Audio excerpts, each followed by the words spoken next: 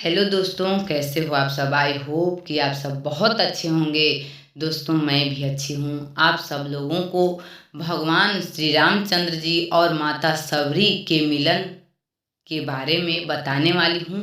अच्छी लगे तो लाइक सब्सक्राइब प्लीज़ ज़रूर कीजिएगा और दोस्तों सपोर्ट भी कीजिए।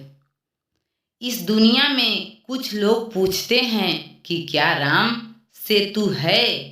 उन लोगों से मैं कहना चाहती हूँ कि राम से तू है।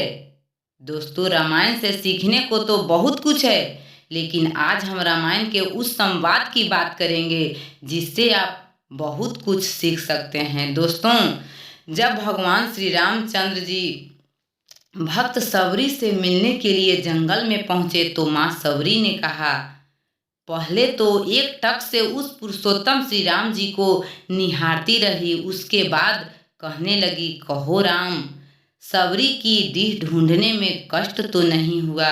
भगवान श्री राम ने कहा, माँ, मुझे तो आना ही था, इस कष्ट का क्या मोल। आप माँ सबरी कहने लगी, जानते हो राम, मैं जानती नहीं थी कि तुम कौन हो, कहाँ से आओगे। तुम्हारे जन्म से पहले से ही मुझे मालूम था मुझसे मिलने के लिए कोई पुरुषोत्तम इस जंगल में अवश्य आएगा। भगवान श्री राम जी ने कहा, तभी तो माँ, मैं आपकी प्रतीक्षा का अंत करने के लिए चला आया। राम के जन्म से पहले से ही ये तय हो चुका था कि राम को सबरी के आश्रम में अवश्य जाना है।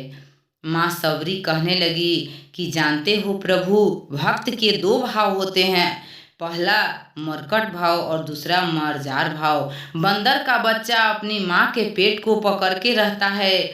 पूरी शक्ति के साथ उसे भरोसा होता है कि माँ उसे गिरने नहीं देगी।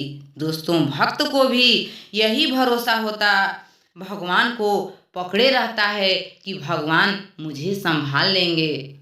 लेकिन मैंने ये भाव नहीं अपनाया। मैं तो उस बिल्ली की बच्चे की तरह थी जो निश्चिंत था कि मेरी माँ मुझे संभाल लेगी। उसकी माँ उसे मुंह में लेकर इधर से उधर जहाँ पहुँचाना होता है पहुँचा देती है। दोस्तों, माँ सबरी कहती है, मैं उसी की तरह निश्चिंत थी कि मेरे राम को तो आना ही होगा। तब प्रभु श्री राम जी ने माँ सबरी से कहा कि जानते हो राम, बुराई में भी तनिक अच्छाई छुपी होती है कि कहाँ रघुकुल के तुम भविष्य और कहाँ मैं वन की वनवासिनी। अगर रावण का वध करना नहीं होता तो क्या तुम आते। तो दोस्तों, भगवान श्री राम गंभीर हो गए। श्री राम जी कहने लगे कि क्या रावण का वध करने के लिए राम आया है। रावण का वध तो लक्ष्मण अपने पैरों से बाण चलाकर कर सकता है। राम तो आया है अपने माँ से मिलने, ताकि इस भारत राष्ट्र के इतिहास की जब बात हो तो याद रखे जनता कि इस राष्ट्र का निर्माण क्षत्रिय राम और उसकी वनवासिनी माँ ने मिल करके किया है। दोस्तों, जब कोई भारत की परंपराओं पर उंगली उठाए तो काल उसका गला पकड़ के कहे कि नहीं, एकमात्र दुनिया की ऐसी सभ्यता है जहाँ एक राजपुत्र वन में प्रतीक्षा करती एक दरिद्र वनवासिनी माँ से भेंट करने के लिए 14 वर्ष का वनवास स्वीकार कर